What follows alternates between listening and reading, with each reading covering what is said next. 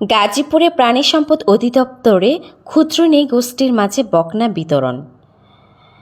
গাজীপুরে সমতল ভূমিতে বসবাসরত অনগ্রসর ক্ষুদ্র নৃগোষ্ঠীর আর্থসামাজিক ও জীবন মনোন্নয়নের লক্ষ্যে সমন্বিত প্রাণী সম্পদ উন্নয়ন প্রকল্পের আওতায় সুফল ভোগীদের মাঝে বাড়ন্ত বকনার ঘরের উপকরণ, খাদ্য ও মালামাল বিতরণ করা হয়েছে।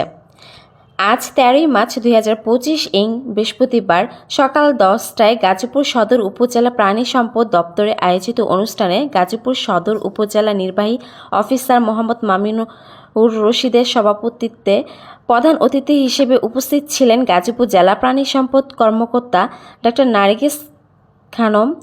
অনুষ্ঠানে সার্বিক আয়োজন করেন গাজীপুরের সদর উপজেলা প্রাণী সম্পদ কর্মকর্তা ডক্টর মোহাম্মদ শাহিন মিয়া। গাজীপুর সদর উপজেলা প্রাণী সম্পদ দপ্তর ও গাজীপুর সদর ভেটেরিনারি হাসপাতাল অনুষ্ঠানের আয়োজন করেন।